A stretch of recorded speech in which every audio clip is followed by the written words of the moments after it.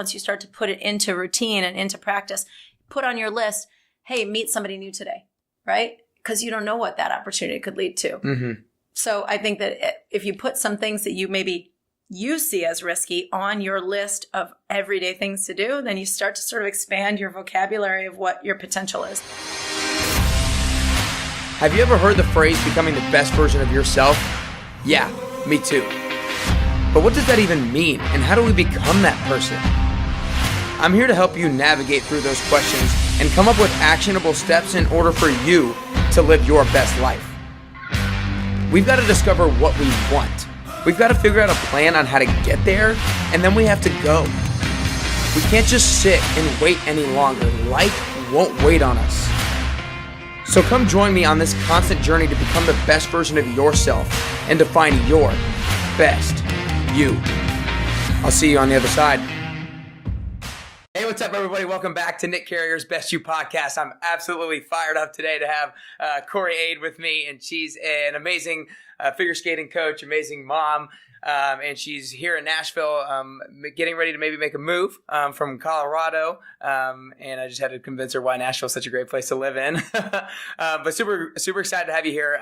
You've brought a couple people to the Olympics, and that's one of maybe the one thing that people would reason for following you or something of that nature. But for me, what intrigued me most is hearing about your holistic approach of coaching and how you're so into the mental and emotional aspects of it. So I'm really fired up to get into that. And I think we should have had some mics in front of us beforehand because we already almost had a whole podcast beforehand.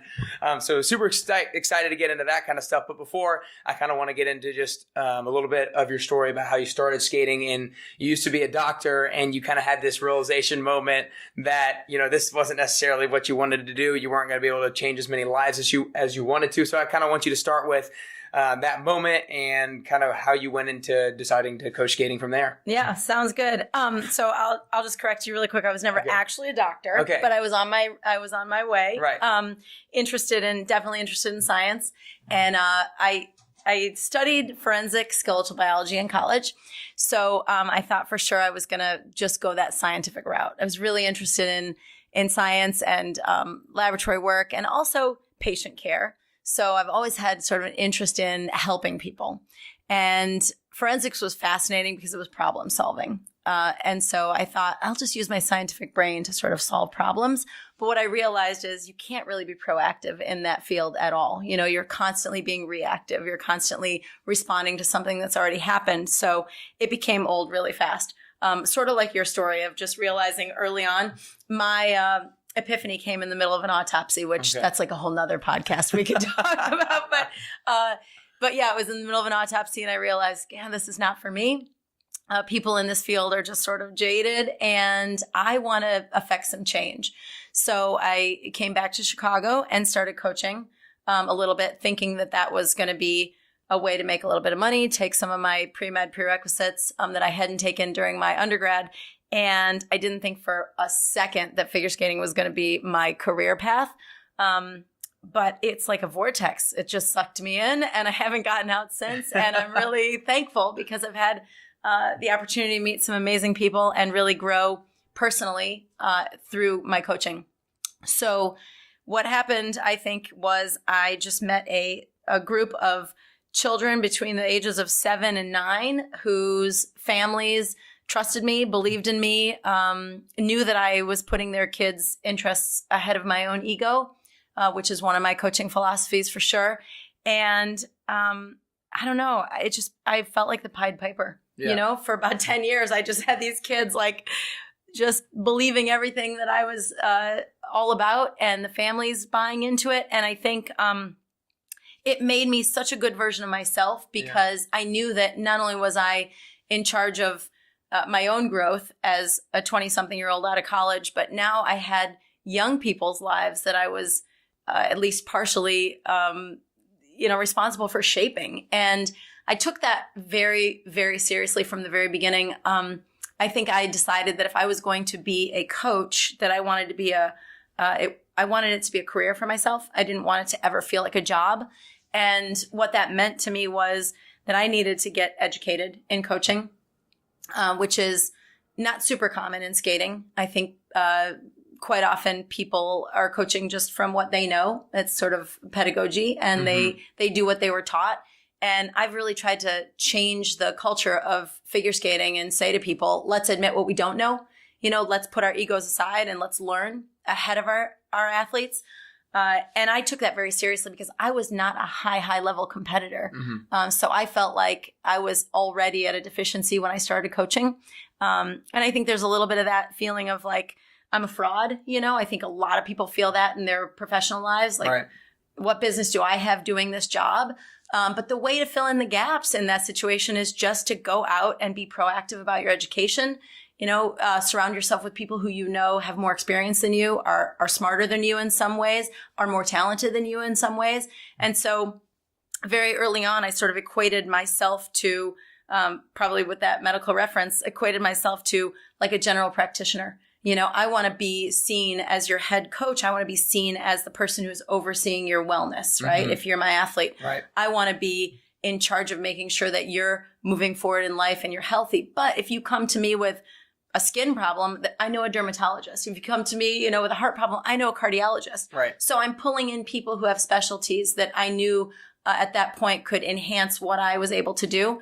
And I think that allowing myself to realize where my strengths lie and where my weaknesses lie gave me the opportunity to surround myself with great people who taught me so much along the way. And I'm just continuing to pay it forward in the coaching community. I'm excited to do that here in Nashville. I want to stick there because I think that everybody has those self-doubt, self-limiting beliefs, right? And coming from a place of being a high and competitive figure skater, of course, you're going to have that sort of thing. But I think it's really a huge action step for people to be able to realize that everybody's going to have that, but that doesn't mean that you should stop or should not pursue whatever that thing is. But get yourself around people who know more and be persistent, be consistently trying to learn yourself and self-educate yourself towards whatever it is, that thing that you have self-doubt or limiting belief towards. So I think that's a huge thing that other people can be able to implement into their lives. Right. I think, one of the influential books that I read was Sheryl Sandberg's Lean In. I don't know if you know of it, but it's basically, the title says it all, right? Lean in, like take a seat at the table, get up close, figure out what the discussion's about, have a role in it, be active. I think it's really easy to sit back and not be a part of the discussion. And when I say that metaphorically, obviously, because what I mean is, the people that succeed are the people that get involved, the people that get in it, the people that face their self-doubts, the people that, accept where their limitations are. And there are going to be haters along the way. I can't tell you how many people told my athletes that because I wasn't a high level competitor, that I therefore couldn't be a high level coach, and tried to pull my skaters away from me and tried to put, plant doubts in my skaters' parents' minds. And it was like, no, you know what? I know what I'm doing. In fact, because of those deficiencies, I was doubly motivated to go out and get an education. It's unheard of in the sport of figure skating in our country to spend as much time or money as I spent educating myself. I calculated that I have over $100,000 in my own coaching education. That's crazy. It's why do you think that you thought you were, or where did you get the confidence that it was going to be worth spending that much money? It didn't matter. Okay. It's not about the payoff. It's about facing myself in the mirror every day and being able to say, I'm equipped for this job. I'm prepared for this job. I feel like I have integrity when I do this job. I'm doing right by my clients. I'm taking their money and I'm taking their children's dreams and their lives into my hands. I need to make sure that I'm the best version of myself I can be in order to even call myself a coach. How dare I call myself a coach if I don't know that I'm more equipped than anybody else in the country to call myself a coach? Yeah. So it wasn't about the payoff. It wasn't about like there's a goal in mind when I spend this money. It was about I need to be in the moment and be the best version I can be. Kind of like building your own self-confidence up as much as you could so that you felt you were worthy to do the certain things that you were going to do. Confidence, education, knowledge. It's also in athletics, like you have the risk of injury when you're working with athletes. Right. You have the risk of burnout. There's so many factors that play into it. I wanted to know everything I could know about biomechanics. I wanted to know everything I could know about sports psychology. I wanted to understand, the off-ice part of it, the personal training part. I did all my own dry land training for 10 years. Like I needed to know from the best. So I sought it out. Gotcha. That's awesome. So being in the kind of space that you are, you're probably presented with a lot of kids who are super talented and want to get to the highest level of skating. And so for a lot of these kids, success kind of comes easy to them. And when haven't been exposed to so many things that haven't necessarily come easy to them and they've been successful with right away. So what I want to ask you is, how do you approach kids who are so used to being successful, and how do you coach them out of, like, when they actually have something that they're faced with that they can't just be successful with right away? How do you coach them through a situation like that? Sure. That's a really good question. So I think I've learned this over time, but I think when you're presented with a young athlete that has an extreme amount of talent, I think that it's a coach's challenge to try to find a way to get that child to actually not be successful as fast, right? So, because what's going to happen is ultimately the skill set is going to catch up with their talent and they're going to struggle. And so I tell parents all the time, if it's too easy for your athlete too early on, it will be very tough later. So sometimes when I hold an athlete to a certain standard with a certain element, it's because I don't want them to feel immediate success. I don't want them to feel like they're moving forward so fast that they're not getting the tools to deal with the adversity that they're going to need to deal with when they're 13, when the tricks get harder. So I think that's part of it, is trying to find those challenges. And whether that's, in our sport, especially, whether that's just taking them out of their comfort zone and putting them into a situation where they're not quite as good at what they're doing. So that could mean like, okay, you're going to have to explore the choreography part of this because you're not that good at it, or it's not comfortable for you. It's not natural for you. And that's where your measure of success is going to come from. I think that's what we all should do in our lives anyway, right? Yeah. I had a really great opportunity to teach an adult class. Actually, I sought out the opportunity to teach an adult class when I first started coaching, because I thought to myself, these people need answers. Like, you can't just tell an adult, oh, just do it again and figure it out. They're like, oh, no. My class was filled with 2 IP attorneys, right? So these are people that write patents. So they have down to the nut and bolt, exact details. I had 2 dentists. I had a pilot, and I had somebody that was in the armed forces. So I had people that were thinkers in my class, and it made me so accountable as a coach. But at the same time, I thought, wow, here are this group of like 12 adults, and they can't skate at all. Mm-hmm. And they're coming every single Wednesday night, and they're putting themselves in a very vulnerable position, right? They're coming to this adult class. Nobody can move. They're not very good, but they're smiling the whole time. And when they walk out of this room, they're doctors, they're lawyers, they're professors, they're, engineers. How awesome that they would find something in their lives as adults that made them vulnerable, that they had to challenge themselves for. And it just made me think, what a great opportunity to be in front of people who aren't afraid to fail. Yeah. Well, and that probably helps them in their actual professions as well, because they do something and then realize like, oh, failure is not that bad. The worst case scenario isn't as bad as I thought it might be. So in their profession, when risky situations present themselves, they can actually take that leap of faith of doing it. Yeah. Manage it. Manage the discomfort. Right? I like to call it discomfort. Failure is real. We just talked about that. Failure is real. There is such thing as failure. I don't want anybody to think that I don't believe in failure. It's real. But discomfort is what we feel most of the time. Mm-hmm. We don't feel true failure. Yeah. We really feel discomfort. For sure. So let's kind of go towards taking risks a little bit. When you were going to be a doctor or studying to be a doctor, you took this risk to take a leap of faith to be a figure skating coach. How do you kind of promote taking on risks as a coach to the people that you are coaching? Yeah, good question. So I'm lucky that I come from a family of artists, and they're all about finding your passion. Mm. And so risk taking is not scary for us in my family. And I think that that's one thing that I've been able to help other people in my life sort of feel a little bit of is, hey, what's the worst thing that could happen? Like, you've got to get out there and you've got to see what the opportunities are before you have any sense of how big the risk is.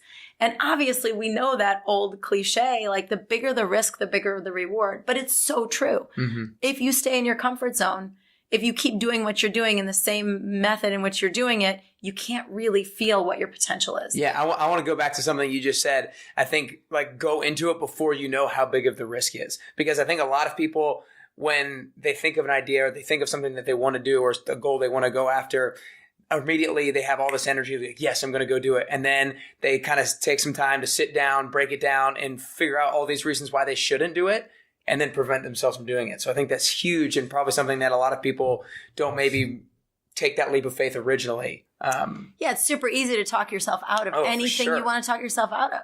I mean, you can talk yourself out of getting up in the morning if you realize that the risk of getting up is that I have to actually be active and do something. Mm-hmm. So I have a funny exercise that I also do in my mental training class with my athletes, where I'll say, the people that are the most successful will just make a list for themselves, right? For the next day. Sit down before you go to bed, make a list for yourself. Here's my list. These are the things I want to get done tomorrow. Start with get up in the morning. Next, brush your teeth. Next, all these arbitrary things that you're going to do anyway, because the more lines you get to draw through those, that list, the more things you check off the list, the more successful you feel. Oh yeah, 100%. So what's the difference between getting up in the morning, and starting a new job? It's just another action that you're taking. It's another thing to check off your list. So I think if we don't look at, this sort of one thing is a bigger risk than another thing. No, I risk, crossing the street every day. I risk tripping over the carpet. Who cares? Like, it's no different than going for a jump you've never gone for on the ice, or extending your hand and meeting a stranger, someone you've never met before. Like, take that risk, because you just don't know what's on the end of that opportunity. Yeah, I love that practice, or the thing that you talked about in terms of writing everything down that you're going to do and check it off the list. I don't probably do it maybe as to an extreme, but like, I have that to-do list right there, and I write it down the night before. And the first few, I know I'm going to do them no matter what, because I've implemented them as a routine and stuck with it as a habit for so long. But I like writing it down just so I can check it off that I've done it. And I think one thing, it gives you a sense of success, but it also leaves you wanting more and more of those experiences of success. Mm-hmm. So it's like, what else can I do that I could check off? It's like, write something down and you can check it off. And the more and more that you check something off that you think you're going to do beforehand, the more and more self-confidence you build on yourself that you're going to show up for whatever it is that you say you're going to do. Right. So I think that's an awesome practice that you do, and that a lot of people can be able to implement, because it sounds so simple. Like, wake up in the morning. Wake up at the time my alarm actually says I'm going to get up. So that's pretty cool. And instantly you feel a bigger sense of, success, because I did these 10 things. Even if they're 10 things you did yesterday, who cares? Yeah. But then once you start, like you said, once you start to put it into routine and into practice, put on your list, hey, meet somebody new today, right? Because you don't know what that opportunity could lead to. Mm-hmm. So I think that if you put some things that you see as risky on your list of everyday things to do, then you start to sort of expand your vocabulary of what your potential is. Yeah. So something we talked about beforehand that I want to get into is goal setting, and how you talked about the difference between setting goals based on the outcome or setting goals based on the process. So I want to kind of get into your coaching philosophy in terms of goal setting and those two things that I just talked about. Yeah, sure. I think that a scary thing to do is to set a goal based on an outcome, because whether you fall short or whether you succeed or whether you exceed that goal, I think that there's this sense of not really being satiated by the outcome. Mm-hmm. We all have that sense of not being satiated by the outcome. I think that was one of the mistakes that I made early on in my career, was that I said, okay, by this age, I want to be able to take a skater to regional championships. And by this age, I want someone at junior national championships. And by this time, and every time I got to that point, I felt even less satiated than I thought I would feel. Right. All the way up to, coaching at the Olympic Games. I thought I was going to be able to sit back and go, oh, I made it. Yeah. This is like, I'm big time now. And actually what it did was put me in the most vulnerable place I've ever been in my life. To tell you the truth, what happened was I thought, now I'm accountable for that. Now for the rest of my life, if I want to put it on my business card that I'm an Olympic coach, which I am, I have to be an Olympic coach. Like, I have to act like one. I have to walk like one, talk like one. I have to coach like one. I have to meet people like an Olympic coach. That's a big role to fill. Sure. And so it made me a better version of myself, but it definitely made me vulnerable for that moment. So I think that that's one of the things that I learned through my own journey was, if we only think about the outcome, number one, we miss all of the steps that it takes to get there. And those steps can be beautiful moments of successes, failures, vulnerabilities. Those can be moments of growth. They can be moments of shrinkage, right? Where you feel like you're not living up to your capacity. But thinking about step by step what it's going to take to get to that outcome not only enhances your experience while you're on that journey, but also allows you to stop, take a deep breath, and say, look what I have accomplished on the road to that outcome. So process-based thinking is, I think it's more productive. I think that it allows us to really take a step back and take a look at where we are in the, movement toward, toward what our ultimate goal is. Right. But it also, if you're process-based in your thinking, you just have more opportunities for self-awareness. If you get to the ultimate goal and you don't know how you got there and it's not duplicable and you didn't really enjoy the journey and you have no idea, what happened in the process, I don't think that the victory is going to feel so sweet. I think it's going to feel great when you stop and really you lick your wounds sometimes and you go, this was really hard. 100%. And I say that to my athletes all the time. Like, the Super Bowl champions aren't standing up there saying, this was a breeze, this was easy, it didn't take anything. They're up there saying, here's what we went through to get to this point. Yeah, no, something I really liked is that it makes you more self-aware, because one thing actually that I heard recently is, instead of telling people preaching to people how to do something, be able to demonstrate it. And the only way you can demonstrate it is if you're aware during the process of how you actually got to a certain point. So it's about being engaged in the process, knowing exactly what you're doing in order to get to a certain point, not to an end outcome or anything like that. But what I want to ask you is, how does that look then when you're coaching kids? Like, how does it look in terms of asking coaching them to set goals based on the process? Do you have them write anything down? Or action steps? What is that? What's I'm that like? all about the journaling. I'm all about, we have workbooks, basically workbooks that they're responsible for bringing on the ice every day. And so we've got checklists, we've got worksheets, we've got big goals, little goals, short term, long term. We've got minute to minute goals, daily goals. I've got a mental training game that is element by element goal. So that really, I think from a coaching perspective, when someone says to me, here's my season goal, then we have to work from the end backward, reverse engineer, right? Yes, we have to reverse engineer how we get to that ultimate goal. But if somebody says, hey, I'm not feeling so great today, but I want to still land my jumps. Okay, what can we do in this moment to make you feel as though this was a productive session and you can leave here knowing that you got something done? So I think it really depends on what kind of goal, you're talking about. But one of the other fun things about goal setting is that it's pliable, right? You have to be able to adjust for everything that can come up, right?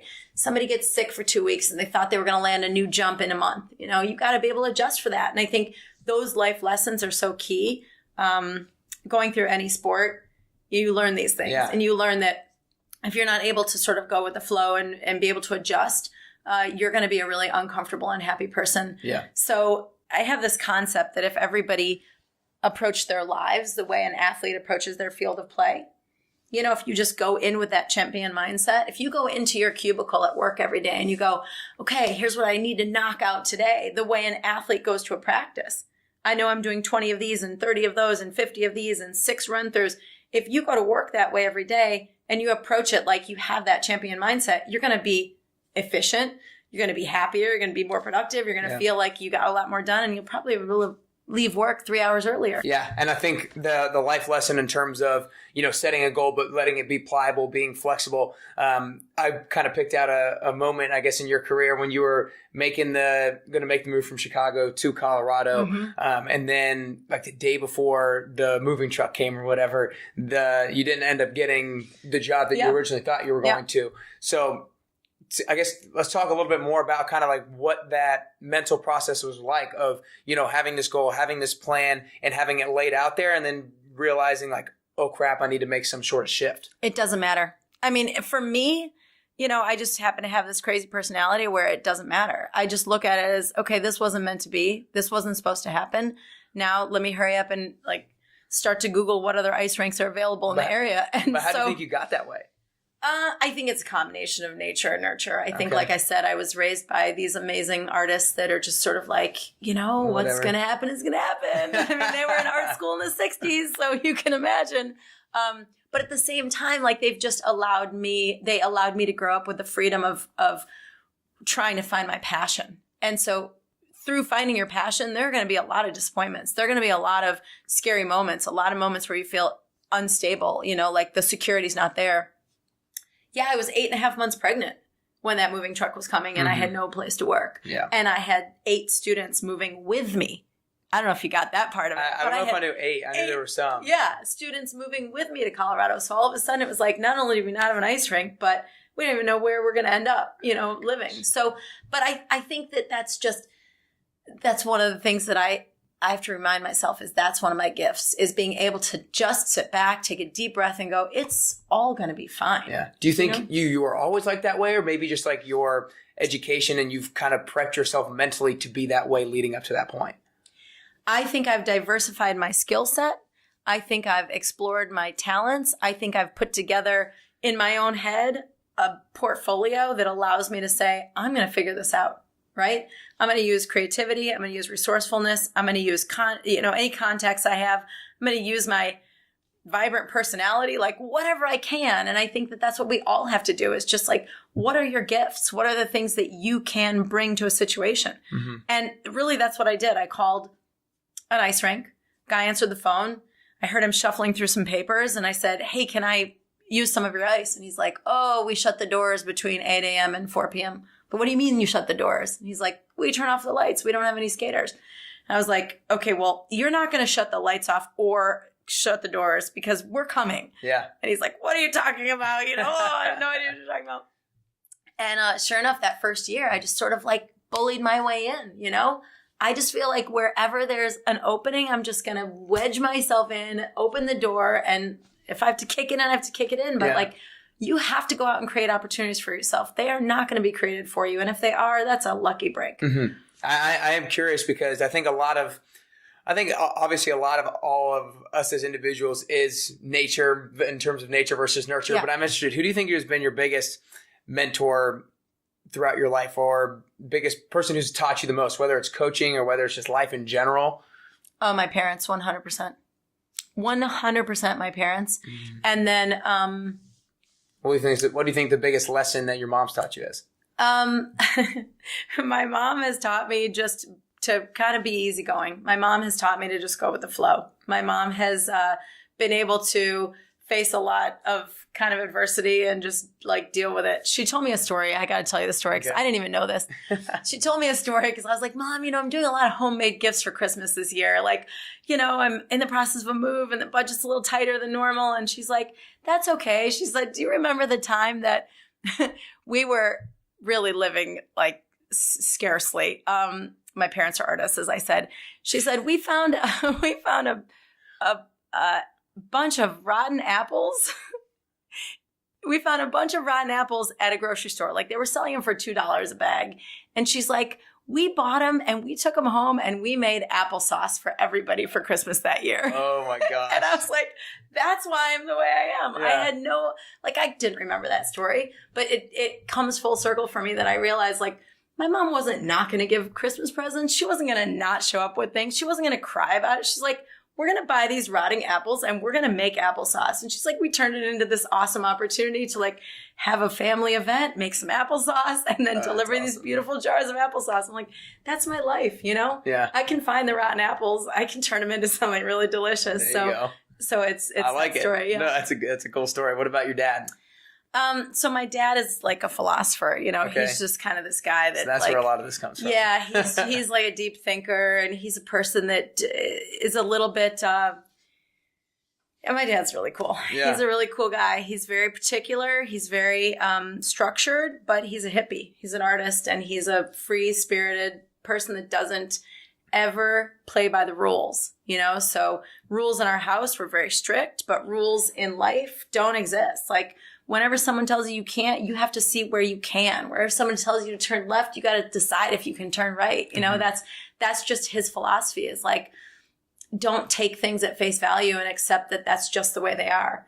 It's okay to like bend the system. It's okay to change the thing. It's okay to get in there and be creative and rethink the way things are done. So that's been a huge lesson for me. Mm-hmm.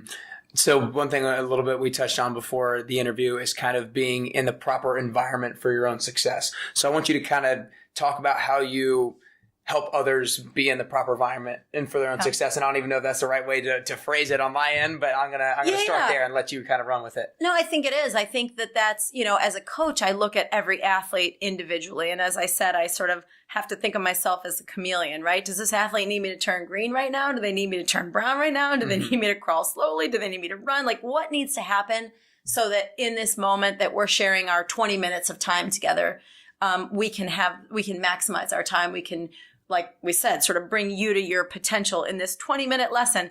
So I think that we can all take a lesson from that as parents. Like, what do I need to do to meet my child where they need to be met? Do I want them to conform to my way, or do I want to look at my child and say, wow, these are the gifts that my kid possesses? I have one daughter who's just like me. She thrives in chaos.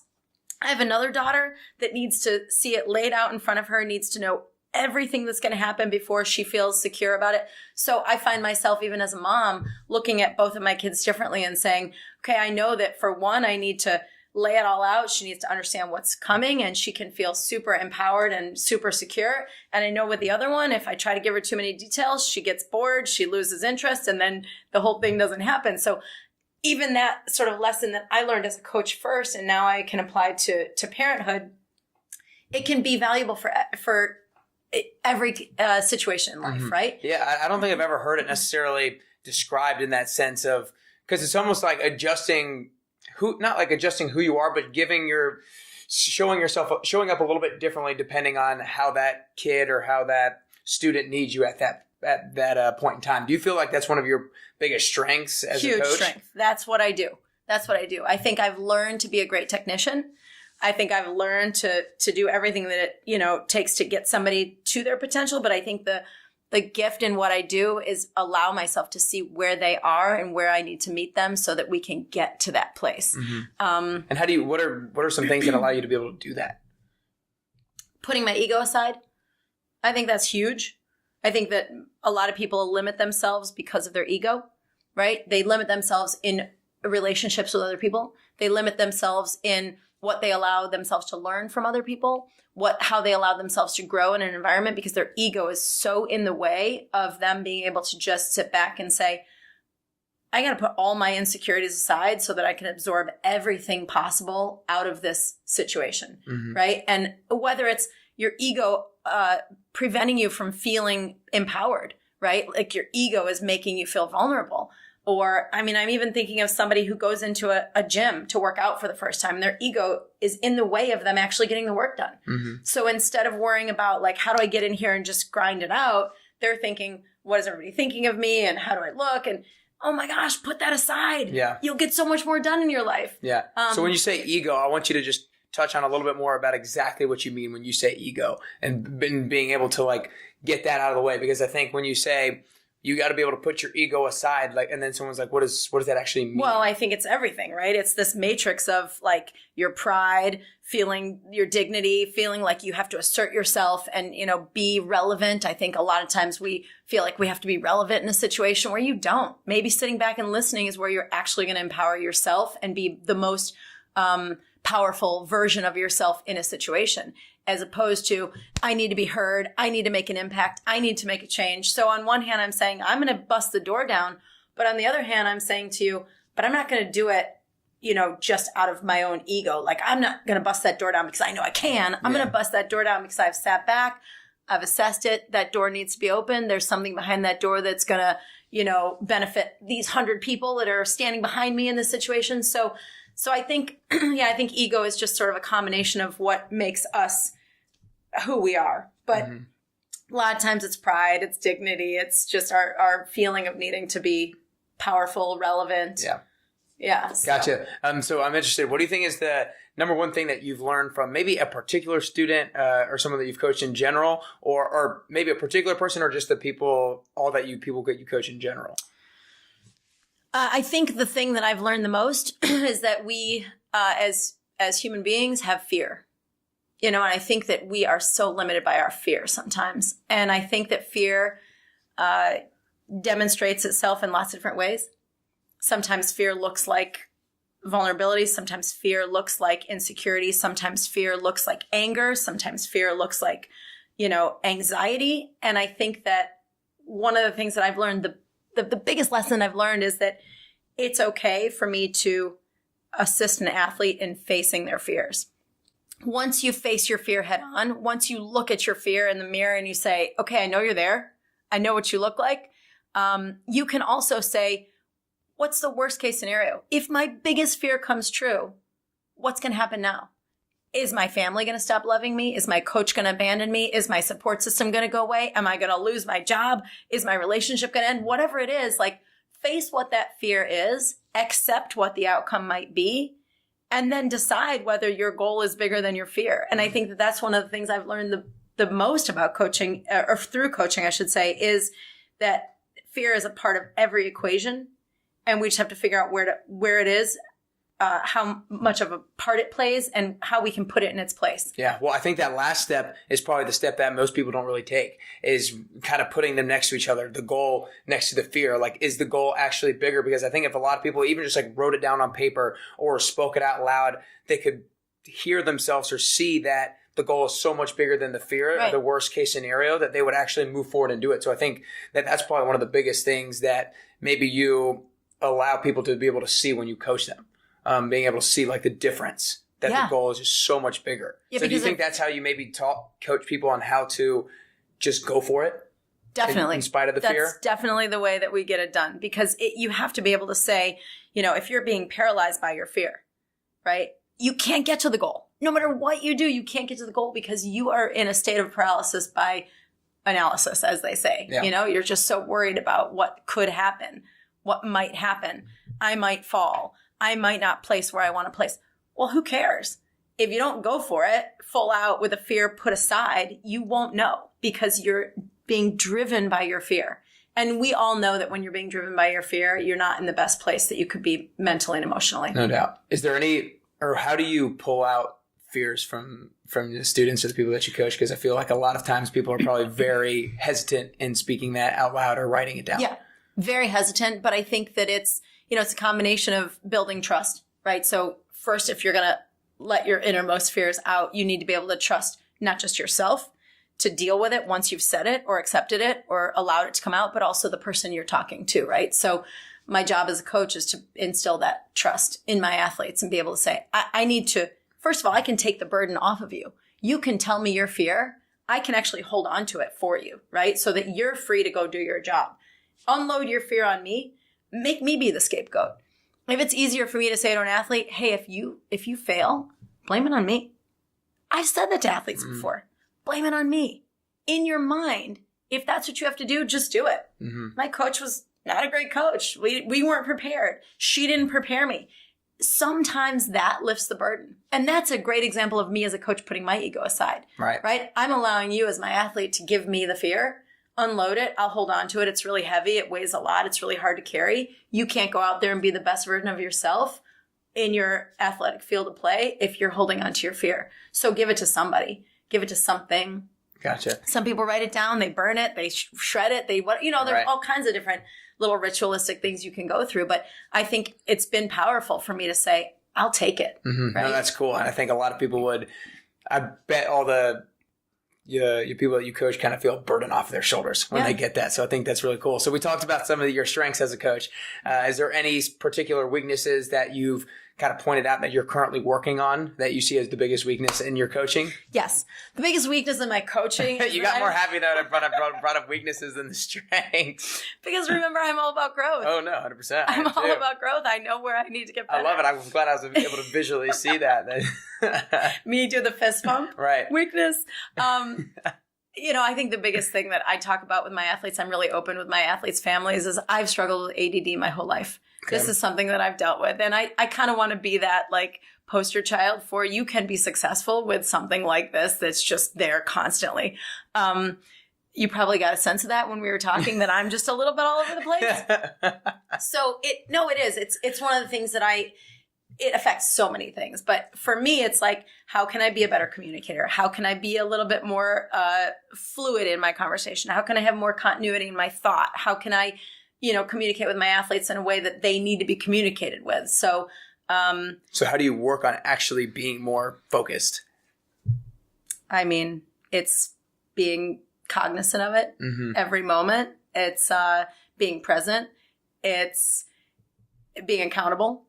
And it's a challenge. It's a total challenge. I don't know if you know anyone living with ADD, but it's hard. I wouldn't be the coach I am today without it, but I also know that I can be a better version of myself because I'm trying to put the pieces together and trying to make sure that I manage it. Yeah. So obviously, and it's kind of how I started off, talking about how your approach is a holistic approach, as everybody can probably tell, the mental, emotional side of it is huge for you. Yeah. If you had to, I know it's not really, this is how it would actually break down in terms of like percentages, but what do you think, like how important do you think the mental and emotional side of it is next to like the physical and the actual? 99% of everything in life. It's 99% what you think, what you feel, how you approach it. It's like 1% what you're capable of doing. Why? Because just your mindset and the faith you have in yourself and the trust you have in your abilities. I mean, that's bigger than your actual abilities. You know, many people phone it in until they figure it out, right? Many people. That whole fake it till you make it thing, that's real. That's really real. Yeah. You fake it till you make it if you have the confidence to fake it. But it's the people that don't have the confidence to fake it that will never actually make it. So many people enter into jobs they're not equipped to enter into, right? You come out of college and you have a degree and you get a job and you're like, I don't have the skill set for this. Yeah. My resume says I do, but I have no idea what I'm doing. You get in there, you throw yourself into the mix, and then you succeed because you're learning through that process. I think the mental and emotional is 99% of the equation of being successful in anything in life. I just do. You're going to get the skills. You're going to learn what you need to learn. You're going to figure out, how to just like we talked about with me, right? I know where my weaknesses are, but I also recognize where my strengths are. So I'm going to use those strengths to pull my weaknesses up. That's great. And so you've already mentioned a lot of different coaching tactics that you kind of use or practice that you use with the people that you coach. Has there ever been one skater for whatever reason you couldn't figure out, or there was just one thing about him that you could not, him or her, that you could not turn them on to make them either practice harder or do something that you wanted them to do necessarily? I want to say that through my career, I've had shining moments with everyone, but I also want to say that I'm not the right coach for everyone, right? So there have been athletes that don't want to approach it from the mental emotional standpoint. They want to just do it by rote. They want to just be told, do it again, move your elbow, move your arm, do this. And they just want that, that methodical sort of coaching. And I've had families come to me and say, we don't really need another mom. We don't really need someone, helping to raise our kid. We just want a champion. Okay. And in that situation, I've had to say, I'm not the right person for you, right? Because I'm invested. I want to make sure we turn out not just a great athlete, but a great person. I want to make sure that when this athletic journey is over, they're not broken, they're not wounded, they don't have, issues with their identity or their whatever it is. Like, that's really important to me. So when families have said, we're just going to ignore the eating disorder and we're going to make a champion here, I've had to say, no, we're not. Yeah. If you can't, if I can't be a part of making that person well, I don't want to be a part of it at all. Yeah, so that's been heartbreaking for me. But other than that, no, it's some of the classes that I took in college, my psychology classes, that have just inspired me to figure out every problem. That takes me right back to forensics, right? I was involved, interested, dialed into the forensic thing. I want to be able to look at the mystery and be able to solve it. So that's my goal with every athlete. Cool. That's great. So we talked about your strengths and weaknesses, and then kind of how you go about pulling some of the things out of your kids. And obviously with every single person you coach, there's probably strengths and weaknesses. So how do you allow the students and the people that you coach attack their weaknesses in the best way possible? Yeah, sure. I love to identify weaknesses. I came up with an exercise also through my mental training program. I call it the threshold exercise because really it was one of those kind of midnight aha moments that I had where I was thinking, what really is the distinction between people who are successful in this sport and people who aren't as successful in the sport. And really what I came up with is that the people that are more successful have a higher threshold for a lot of different things. And I came up with a checklist of about 30 things that I think that those more successful athletes have a higher threshold for. including they have a higher threshold for pain. They have a higher threshold for vulnerability, for accepting criticism. They have a higher threshold for handling change. They have a higher threshold for fear, dealing with fear. And the people that aren't as successful have a lower threshold for those things. So I came up with an exercise where I list those 30 things, and then I have my athletes sort of grade themselves. Where's your threshold for change between 1 and 10? Where's your threshold for criticism? And it's interesting because they're all over the map. Like, I'm a 5, I can't accept this, or I'm a 1, I hate it when people criticize me, or I hate to feel like I'm vulnerable. And so then we take a look at where their highest thresholds are. Maybe they have a really high threshold for pain.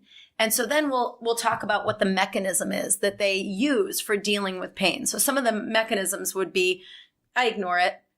So if I feel physical pain, I ignore it. I choose to ignore it. So how can you take that mechanism and how can you apply it to where you have a very low threshold for something?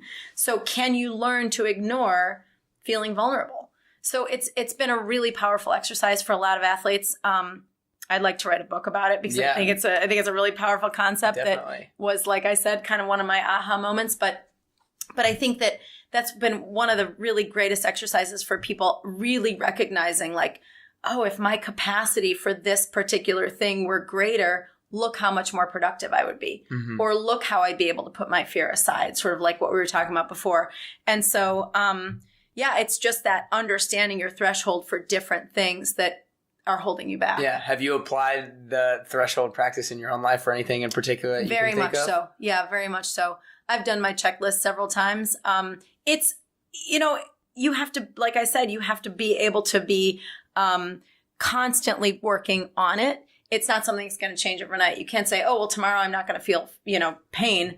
No, you have to consciously say, I feel pain. How do I handle it? What's the mechanism I need to put into place so that pain doesn't stop me or slow me down? And so, change obviously takes work. It takes discipline. It takes tenacity. You have to be able to want to change. And so that's another big part of the equation is if you don't want to actually change, first of all, you should just say that to yourself. Like, I really don't want to get better in this area.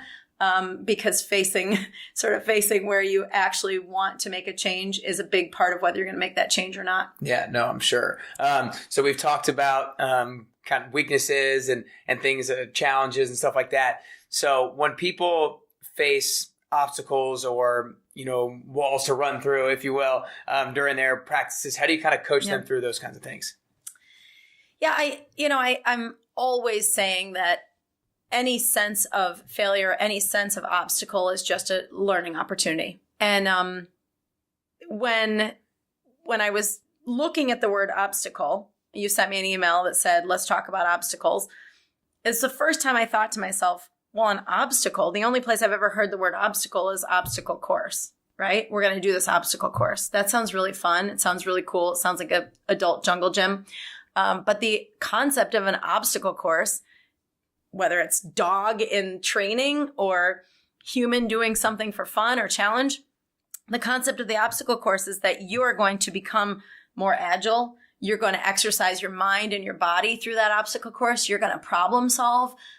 You're going to have to be able to be flexible. You're going to have to be able to make on the spot decisions. Yeah. And so that obstacle course really is just an opportunity for growth and learning. So obstacles aren't actually things that you can't get over, around, under, through.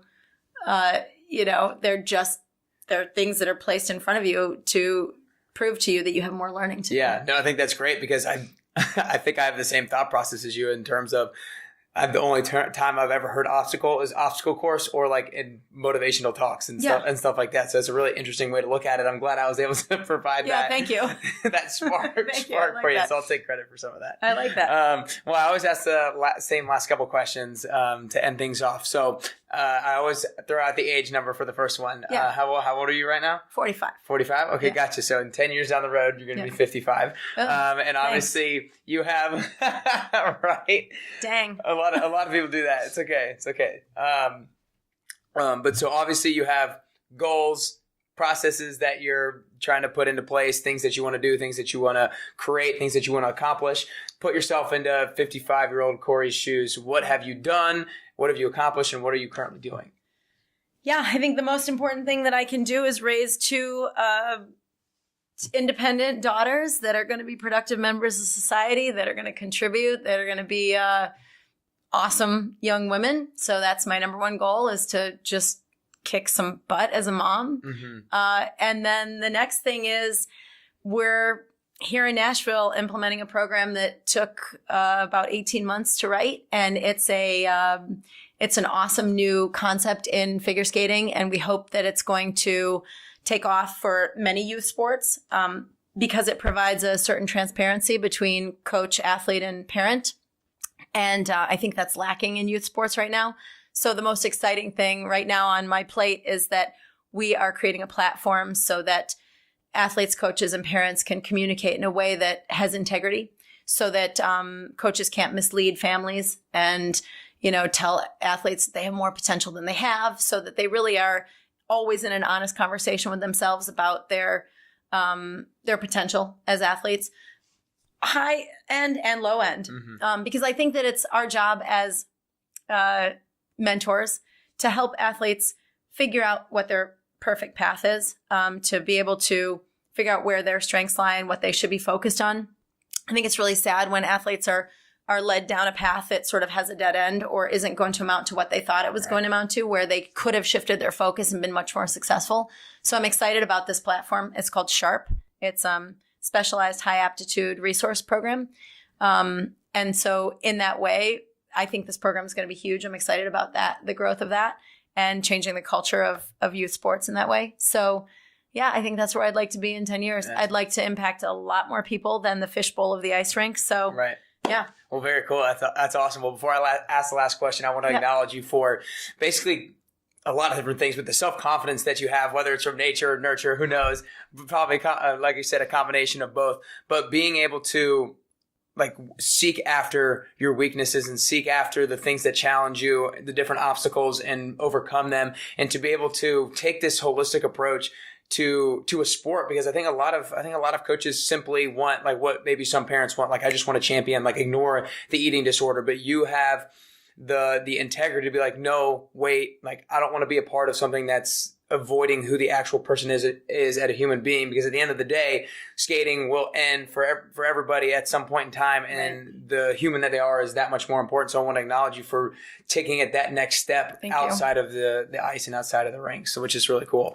So the last question I always ask everybody is, becoming the best version of yourself, to me, is a constant journey, and I don't think we're ever necessarily at that best version of ourselves. We always need to be chasing it down, but I think it's also different for every single person. Everybody needs to kind of magnify their own uniqueness, and things of that nature. So what I want to ask for you personally is if you could currently do or work on 3 things to become closer to the best version of yourself. What are those 3 things that you could do, or 3 things that you could work on? Oh, for sure. If I had time or could create time, I would be a student. I would take some more classes. I would continue to educate myself. I would love to pursue, another degree at some point in my life. I'm really interested in, more sports psychology. I'm really interested in biomechanics, just continuing my education. So yeah, constantly be in school if I could. And then I think just challenging myself to do something that's physically difficult for me. So I would love to, do a triathlon. I would love to do something that's difficult for me, put myself in an uncomfortable position.